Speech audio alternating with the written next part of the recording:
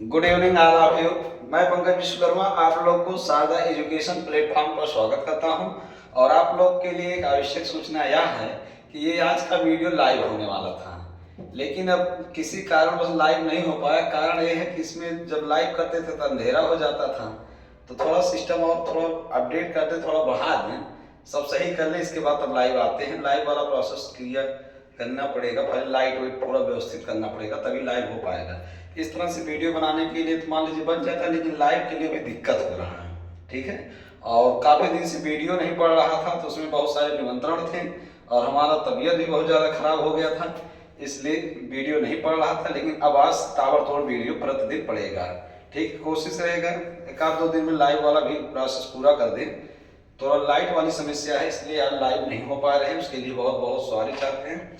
तो चलिए आज हम लोग हृदय के विराट रूप का दर्शन करेंगे और आप लोग से निवेदन है थोड़ा सब्सक्राइब की संख्या बढ़ाइए। भाई लाइव जितने दिन से वीडियो नहीं बढ़ रहा है उतने दिन से आप लोग सब्सक्राइब की संख्या भी नहीं बढ़ा रहे हैं ना। तो आप लोग चलिए, हृदय का संपूर्ण परिचय हमने परिसंचरण तंत्र में बता ही दिया था और आज हम लोग हृदय का विराट रूप का दर्शन करते हैं और इस दर्शन में आप लोग बहुत सारी चीज जानेंगे, हृदय का संपूर्ण क्रिया विधि जानेंगे। तो आइए समय को ध्यान में रखते हुए हम लोग एक एक बात पर विशेष फोकस करते हैं। चलिए अब ध्यान से देखिए, ए है हृदय। ये क्या है भैया? ए हृदय है। हृदय में सब नामकरण हमने कर दिया है। बायां निलय है, ये दो अग्नि का पाठ है, ये बायां आलिंद है, ये पल्मोनरी शिरा अर्थात फुफ्फुस शिरा है, ये पल्मोनरी धमनी अर्थात फुफ्फुस धमनी और महाधमनी चाप है, और ये क्या बायां निलय है, ये त्रिअग्नि कपाट है, ये दायां आलिंद है और ये उच्च महाशिरा है, ठीक है। डायग्राम में आप लोग देख ही रहे हैं। अब हम आप लोगों को एक चीज सबसे पहले चीज बताएंगे कि जो हृदय है, अब हृदय में देखिए सबसे पहले आप जानते हैं, अब एक एक पॉइंट नोट करते चलिएगा। जो बोलना शुरू कर रहे हैं अब यहाँ से आप लोग बेहतरीन अंदाज में नोट करते चलिएगा। आप जानते हैं हृदय को रक्त परिसंचरण तंत्र का पंपिंग स्टेशन कहते हैं। किसको कहते हैं भैया? हृदय को। हृदय को रक्त परिसंचरण तंत्र का पंपिंग स्टेशन कहते हैं। जब हृदय पंप करता है तो धमनियों के माध्यम से रक्त झटके के साथ पूरे शरीर में फैल जाता है। बात समझ गए? और इस चीज को हमने आपको पिछले वीडियो में बताया है परिसंचरण तंत्र में कि जब हृदय पंप करता है रक्त का कितना प्रतिशत अंश रक्त किन अंगों में होता है, हमने एक सूत्र लिखवाया था, हम बापों के अंश हैं। हम बापू के अंश सूत्रानुसार हा से हृदय पेशी, मां से मस्तिष्क, बा से वृक्क, पा से पाचन तंत्र, आ से अन्य अंग।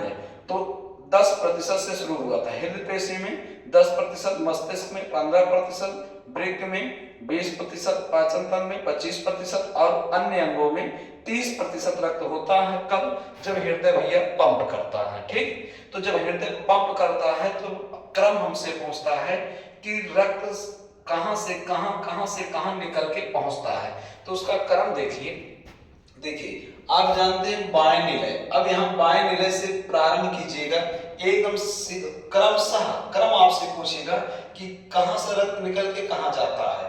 तो पहला बात तो आप जानते हैं हृदय पंप करता है तो रक्त निकलता किसके माध्यम से? धमनियों के माध्यम से। धमनियों के माध्यम से पूरे शरीर में फैलता है और शिराओं के माध्यम से वापस आता है। तो धमनी में शुद्ध रक्त बहता है और शिरा में क्या बहता है भैया? अशुद्ध रक्त बहता है। तो रक्त बहाते समय ये भी बताया था शुद्ध रक्त क्या होता है? ऑक्सीजन युक्त रक्त जो होता है वो शुद्ध होता है और कार्बन डाइऑक्साइड युक्त रक्त जो होता है वो क्या होता है भैया? अशुद्ध होता है। तो आप यहाँ देखिए, पहले क्रम देखिए। क्रम में आप जाएंगे कि बाएं निलय में कौन सा रक्त है?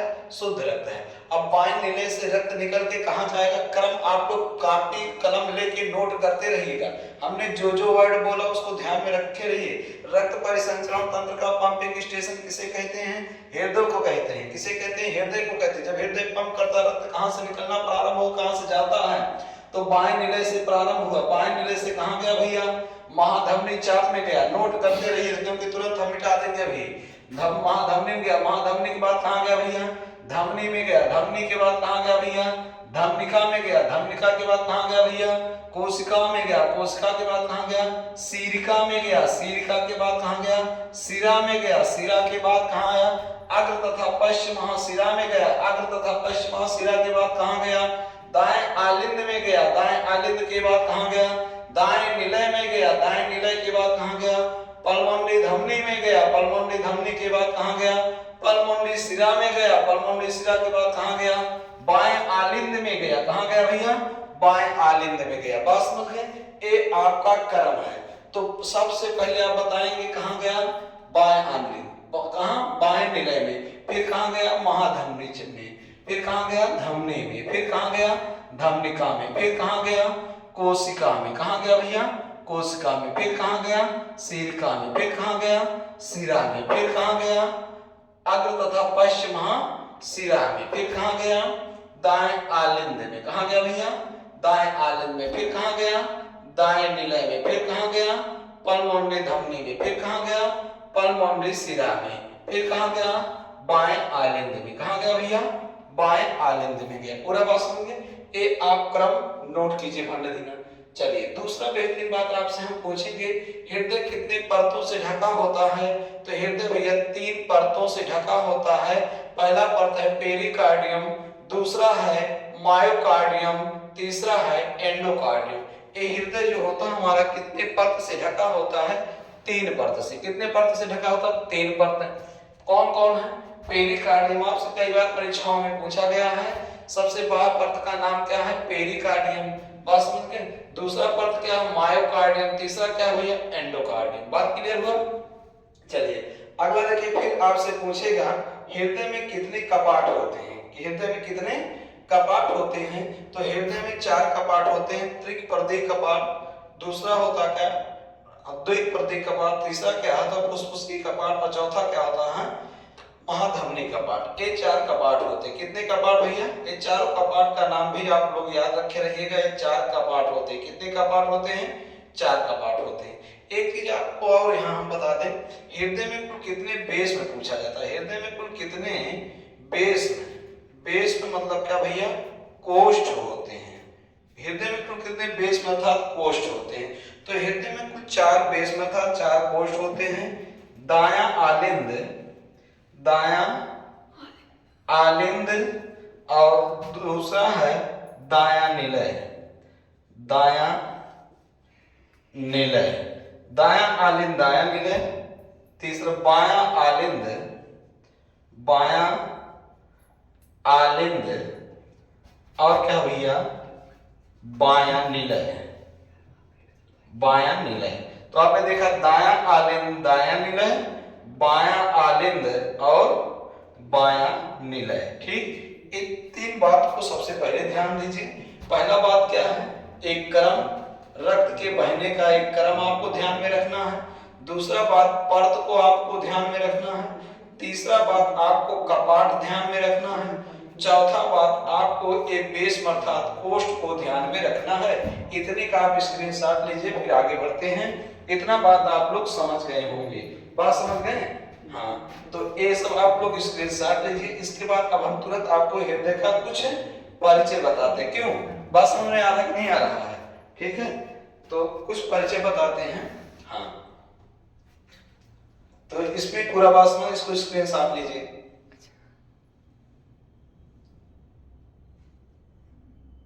क्या कर रहे हो, रोकिए उसको। तो आप लोग स्क्रीनशॉट इतना ले लिए हैं। तो अभी तक आपने स्क्रीनशॉट 4 चीज का स्क्रीनशॉट लिया। किसका किसका लिया है, किसमें से रक्त मतलब रक्त क्रमशः किसमें जा रहा है। फिर दूसरा आपने हृदय के कपाटों को लिया। तीसरा आपने क्या लिया है, हृदय का कोष्ठ अर्थात बेस में लिया है। ये बहुत इंपॉर्टेंट बात का आपने स्क्रीनशॉट लिया, उसको नोट कर लीजिएगा, ठीक। चलिए अगला बात आप देखेंगे, हृदय का हम सामान्य परिचय देते हैं। अगर आपसे पूछा जाएगा हृदय की लंबाई कितनी होती है, तो आप जानते हैं हृदय की जो लंबाई होती है, हृदय की लंबाई लगभग 12 सेंटीमीटर लंबा होता है, और हृदय की चौड़ाई लगभग 9 सेंटीमीटर चौड़ा होता है, और इसका व्यास लगभग 6 सेंटीमीटर का होता है। बात क्लियर है। हृदय की लंबाई लगभग कितना होता है भैया, 12 सेंटीमीटर, चौड़ाई कितना होता है 9 सेंटीमीटर, और व्यास लगभग कितना होता है 6 सेंटीमीटर होता है। और आप जानते हैं अगर पूछा जाए हृदय का भार पुरुषों में लगभग 300 ग्राम का होता है। कितने ग्राम का होता है, हृदय का भार पुरुषों में कितना होता है, 300 ग्राम का होता है। जबकि स्त्रियों में हृदय का जो भार होता है वो भार एक पौआ का, मतलब 250 ग्राम का। अब देखो एक पौआ भार होता है, लेकिन स्त्रियों में हार्ट अटैक नहीं होता ज्यादा। हार्ट अटैक ना होने का कारण क्या होता है, स्त्रियां हमेशा खुश रहती। जब आप लोग को कोशिका पढ़ाएंगे तो आप जानते हैं एक बार खोल के हंसने से 1000 कोशिका एक अवस्था में आती है, ठीक है। तो स्त्रियों में जो संवेग होता है बहुत ज्यादा देर तक नहीं होता, क्षणिक होता है। उनके अंदर जो कुछ चलेगा उसको बोल लेंगे, चिल्ला लेंगी, गरिया लेंगी, रो लेंगी, लेकिन मन में दाब के नहीं रखती है ना। इसलिए स्त्रियों में हार्ट अटैक नहीं होता है, बहुत कम होता है, बहुत कम। पुरुषों में ज्यादा, स्त्रियों में कम होता है। पूरा बात क्लियर होगा। तो देखिए पुरुषों में हृदय का भार कितना, 300 ग्राम, और स्त्रियों में हृदय का भार कितना होता है, 250 ग्राम का होता है। दूसरा बात आप सुनिए, हृदय का जो धड़कन होता है, किसका, ये जो हृदय धड़क रहा है, तो आप जानते हैं वयस्क अवस्था में, किस अवस्था में, वयस्क अवस्था में हृदय का जो धड़कन होता है वो लगभग 70 से 72 या 75 बार धड़कता है। और जबकि आप जानते हैं वृद्धावस्था में यह 60 से 62 बार धड़कता है। और आप ये भी जानते हैं शिशुओं में यह 120 बार प्रति मिनट धड़कता है। तो एक मिनट में वयस्क में कितना धड़कता है, 70 से 72 या 75 बार धड़कता है।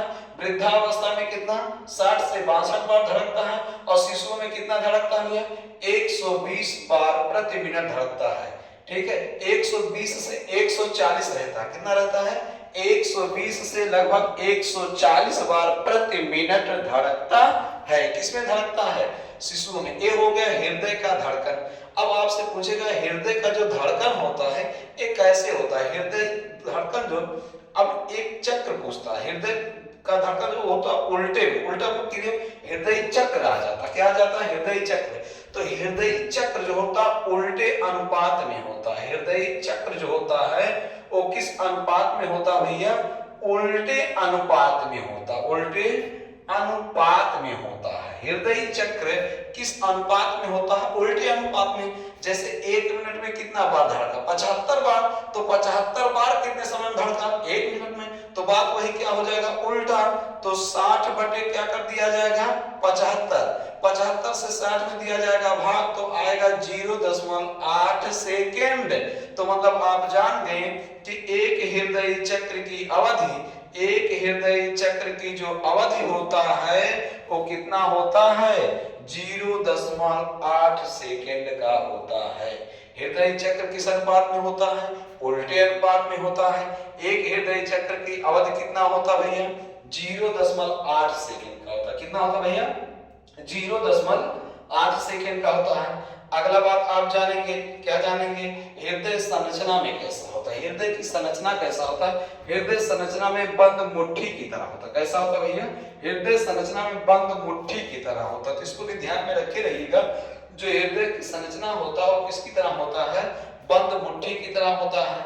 दूसरा बात आपसे भी पूछेगा, हृदय में अभी हमने बताया हृदय में कुल कितने वाल्व होते हैं, तो आपने बताया हृदय में कुल 4 वाल्व होते हैं। आपने से अभी हमने पूछा हृदय में कुल कितने बेस में होते हैं, कितने बेस में मतलब कोष्ठ, कितने कोष्ठ होते हैं, तो 4 कोष्ठ होते हैं। अभी हमने आपसे पूछा हृदय कितने परतों से ढका होता, कितने परत होते हैं, तो हृदय में 3 परत होते हैं। इस बात को भी ध्यान में रखे रहिए। अभी तुरंत इसके पहले आपको यही हमने नोट करवाया है, वाल्वों की संख्या, वाल्वों का नाम, बेसमों की संख्या, बेसमों का नाम, परतों की संख्या, परतों का नाम आपने नोट किया है। इसके साथ साथ रक्त के बहने का क्रम भी नोट किया, किसमें से रक्त की क्रमशः किसमें जाता है, ठीक है।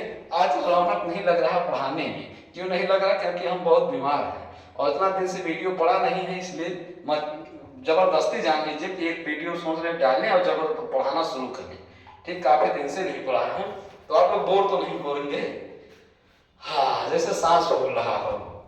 चलिए इतना बात पूरा क्लियर हो गया। अगला बात आपको एक बेहतरीन बात और बताएं, जैसे जब हृदय पंप करता है, आपको हमने बताया हृदय को रक्त परिसंचरण तंत्र का क्या कहते हैं भैया, पंपिंग स्टेशन कहते हैं। किसको कहते हैं, हृदय को कहते हैं। रक्त परिसंचरण तंत्र का पंपिंग स्टेशन किसे कहते हैं, हृदय को कहते हैं। परिसंचरण तंत्र का खोज किसने किया, विलियम हार्वे की। कौन किया है, परिसंचरण तंत्र का खोज करने वाले वैज्ञानिक कौन भैया, विलियम हार्वे हैं। तो ध्यान सुनिए, जब हृदय पंप करता है तो ये देखिए पूछा जाता पहले आलिंद सिकुड़ता है कि निलय, तो पहले आलिंद सिकुड़ता। कौन सिकुड़ता है? आलिंद सिकुड़ता। पहले कौन सिकुड़ता है? आलिंद। बाद में कौन सिकुड़ता है? निलय सिकुड़ता। बाद में कौन सिकुड़ता है? निलय। जब हृदय पंप करता तो हमसे पूछता पहले कौन सिकुड़ता, आलिंद की निलय, तो आप हमेशा क्या बताएंगे? पहले कौन सिकुड़ेगा? आलिंद, बाद में निलय। अगर भूल जाएगा तब भी ध्यान में रखे रहिएगा, हिंदी वर्णमाला में सबसे पहले क्या आता है? आ आता है। तो पहले कौन सिकुड़ा? आलिंद। बाद में कौन सिकुड़ेगा? निलय सिकुड़ेगा। अब हमसे क्वेश्चन पूछा जाता है, आलिंद के संकुचन का समय कितना होता है? तो आलिंद के संकुचन का समय 0.1 सेकेंड होता है। कितना होता भैया? संकुचन मतलब सिकुड़ने का समय कितना होता है? 0.1 सेकेंड होता है। फिर हमसे पूछेगा आलिंद के शिथिलन, शिथिलन मतलब फैलने का समय कितना होता है? तो फैलने का समय होता है 0.7 सेकेंड। कितना होता है भैया? 0.7 सेकेंड। तो मतलब आप यहां जाने सिकुड़ने का समय, सिकुड़ने का समय, और ये क्या भैया? फैलने का समय। ठीक है। आलिंद संकुचन मतलब सिकुड़ना, शिथिलन मतलब फैलना। तो संकुचन का सिकुड़ने का समय 0.1 सेकेंड होता है और शिथिलन का समय 0.7 सेकेंड होता है। क्लियर हो गया? चलिए, निलय के संकुचन का समय हमसे पूछेगा, तो संकुचन का समय 0.3 सेकेंड होता है, जबकि शिथिलन का समय जो होता है 0.5 सेकेंड का होता है। कितने समय का होता भैया? 0.5 सेकेंड का होता है। तो आपको लग रहा है बड़ा बारीक बात है, ये बारीक बात आपको लग रहा है कि भूल जाएगा, तो भूलने नहीं देंगे हम। कैसे नहीं भूलेगा?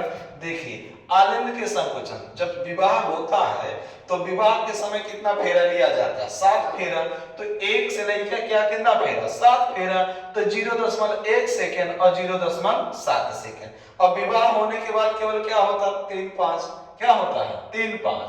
तो यहाँ निलय के देखिए 0.3 सेकेंड और शिथिलन में देखिए 0.5 सेकेंड हो गया। पूरा बात क्लियर है यहाँ तक? चलिए, अगला बात आपको और हम बताएं। जैसे अब आलिंद का संकुचन और शिथिलन का समय हो गया, इसमें जो रक्त का बहाव होता है, किसका बहाव होता है भैया? रक्त का बहाव होता है। तो आपको हमने बताया कि हृदय जो तमाम, अब हृदय रोग तमाम प्रकार के, हृदय बीपी हाई हो रहा है, बीपी लो हो रहा है, तो हृदय मतलब एक सामान्य रक्तचाप जो होता है वो क्या कितना होता है, कैसे होना चाहिए, बीपी लो क्यों होता है, उसको ध्यान से सुनिए, बड़े ध्यान से सुनिए। आप जैसे पूछते हैं तमाम क्वेश्चन आता कि वृद्धावस्था में चिड़चिड़ापन आ जाता है, तो वृद्धावस्था में चिड़चिड़ापन क्यों आता है? ध्यान से सुनिए। मांसपेशियों में लचीलापन के कारण धमनियों में लचीलापन आ जाता है और धमनी में लचीलापन के कारण चिड़चिड़ापन आ जाता है।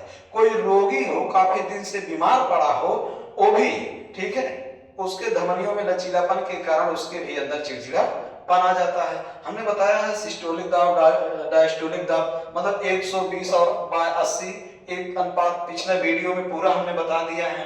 ठीक है, कैसे कितना सिस्टोलिक दबाव होना चाहिए, कितना डायस्टोलिक दबाव होना चाहिए, वो सारे वीडियो को आप लोग देखिए। ठीक है, आरबीसी की कमी, आरबीसी की अधिकता को क्या कहते हैं। दूसरी बात आपसे पूछा गया कि हार्ट अटैक कैसे होता है। हार्ट अटैक की कई सारी कारणें होते हैं, पिछले वीडियो में हमने उसको भी डाल दिया, हार्ट अटैक का कारण क्या होता है। ठीक है, और ये सारी सब बातें आपको बेहतरीन अंदाज में मिल चुका है, तो पिछला वीडियो भी देख लीजिए और इस वीडियो को भी देख लीजिए। पिछला वीडियो और ये वीडियो दोनों मिला के हृदय के बारे में जो संपूर्ण जानकारी आपके परीक्षा में पूछे जाती है वो सब आपको मिल गया है। जहां जहां से क्वेश्चन पूछता है वो सारी बात हमने आपको बता दिया है। ठीक है, और इसके इधर उधर भटकने की जरूरत नहीं है। बात समझ में आ रहा है? चलिए देखिए, बहुत ज्यादा इधर उधर नहीं जाना है कि बहुत डीप पढ़ा दे, इतना बता दे, हृदय को उधेर दे, चमिया छछड़ा दे, तो क्या मतलब जहां से क्वेश्चन नहीं आता। ठीक है, बात समझ रहे हैं? तो एक चीज ध्यान से देखते रहिएगा, इसका भी स्क्रीनशॉट आप लोग ले लीजिए। हाँ, तो उसका भी स्क्रीनशॉट आप लोग ले लिए होंगे। चलिए, अब एक चीज और आपको बता दें क्या और बचा है हृदय में बताने के लिए। एक बेहतरीन क्वेश्चन आपसे पूछा जाता है, किसमें शुद्ध रक्त बहता है, किसमें अशुद्ध रक्त बहता है, तो उसको भी ध्यान से सुनिए। देखिए, एक समय था केवल आपसे क्वेश्चन क्या पूछता था कि सिरा में कौन सा रक्त बहता है, धमनी में कौन सा रक्त बहता है, लेकिन अब बातों को बदल दिया गया है। वही चीज अब पूछेगा लेकिन और अंदर अंदर तक जाके पूछेगा, कई सारे लोगों का नाम लेगा कि इसमें कौन सा रक्त बहता है, उसमें कौन सा रक्त बहता है। तो जुकाम बुखार बाबा तब पढ़ा नहीं चलिए 2 लाइन का ट्रिक आपको बताते हैं। ये अपमान, अपमान आया, अपमान आया, दादा पहले फेस सुधारो, फेस सुधारो। अपमान आया दादा पहले फेस सुधारो। दूसरा लाइन है पलक सिंह, पलक सिंह बाय बाय मचा अंगों में अंश। चलिए ये 2 लाइन में आप लोग जान जाएंगे किसमें शुद्ध रक्त बहता है, किसमें अशुद्ध रक्त बहता है। तो दोनों लाइन सुनने से पूर्व एक बेहतरीन डायलॉग सुन लीजिए कि हृदय के, ध्यान से सुनिए, हृदय, हृदय के बाएं भाग में, हृदय के बाएं भाग, तो हृदय के जो बायां भाग है, बाएं भाग में शुद्ध रक्त बहता है। कौन सा रक्त बहता भैया? शुद्ध रक्त बहता है। और दूसरा बात आप जानेंगे हृदय के, किसके? हृदय के दाएं भाग में, दाएं भाग में, हृदय के दाएं भाग में कौन सा रक्त बहता है? अशुद्ध रक्त बहता है। हृदय के दाएं भाग में कौन सा रक्त बहता है? अशुद्ध रक्त बहता है। ठीक है, ये 2 वर्ड आप ध्यान में रखे रहिए। हृदय के बाएं भाग में शुद्ध बहता है, हृदय के दाएं भाग में अशुद्ध बहता है। और आप बचपन से एक चीज याद किए हैं कि धमनी में, किसमें? धमनी में, धमनी में शुद्ध रक्त बहता है। और आप ये भी याद किए हैं कि सिरा में, किसमें भैया? सिरा में, सिरा में कौन सा रक्त बहता है? अशुद्ध रक्त बहता है। ये 4 कमेंट को ध्यान में रखेंगे, इसके बाद आप पूरी बात जान जाएंगे कहां शुद्ध बहता है और कहां अशुद्ध बहता है। तो चलिए हम आपके सामने एक साबित तैयार करते हैं। पहला लाइन जो है, पहले लाइन में अशुद्ध है, दूसरे लाइन में शुद्ध रक्त है। तो हमने लिखा है यहाँ सिरा, यहाँ क्या लिख दिया भैया? सिरा। और ए हुआ सिरा का दायां भाग और ए हो गया सिरा का बायां भाग। तो आप जानते हैं सिरा में कौन सा रक्त होता है? अशुद्ध होता है। अब इस सिरा के अशुद्ध रक्त, अब देखिए निकल गया अपमान आया, पहला अपमान आया, आ से हुआ अग्र तथा पा से हुआ पश्य। अग्र तथा पश्य सिरा है तो महासिरा, महासिरा। अग्र तथा पश्य महासिरा में कौन सा रक्त बहेगा? अशुद्ध। हमने यह डायलॉग लिखा है दाएं भाग में अशुद्ध रक्त बहता है, दाहिना भाग है तो दाहिने भाग में कौन सा रक्त है? अशुद्ध रक्त। फिर आया, क्या आया? अशुद्ध रक्त आया। क्या आया भैया? अशुद्ध रक्त आया। कहां आया? दा, दा, पहले दा से दाया आलिंद, दाया आलिंद, और दूसरे दा से होता है दाया निलय, दाया निलय, दाया आलिंद और दाया निलय। फिर कहां पहुंचे? पहले, पहले मतलब पल्मोनरी, पल्मोनरी। अब क्या है? पल्मोनरी, यहाँ सिरा, यहाँ लिखेंगे धमनी, पल्मोनरी धमनी। फिर क्या लिखा? फेस सुधारो। फेस मतलब होता फेफड़े, फेफड़े। फेस मतलब क्या होता है? फेफड़े। सुधारो मतलब क्या? रक्त का शुद्धिकरण, रक्त का शुद्धिकरण। फेस सुधारो, रक्त का शुद्धिकरण कहां होगा? फेफड़े से। अब जो रक्त निकलेगा फेफड़े से वह रक्त कैसा होगा? शुद्ध रक्त होगा। कैसा रक्त होगा? शुद्ध रक्त होगा। और एक कहां गया? आगे देखिए पलक सिंह, दूसरे लाइन में शुद्ध रक्त बहेगा। पलक सिंह मतलब पल्मोनरी, पल्मोनरी, वहां है धमनी, यहाँ रहेगा सिरा, पल्मोनरी सिरा।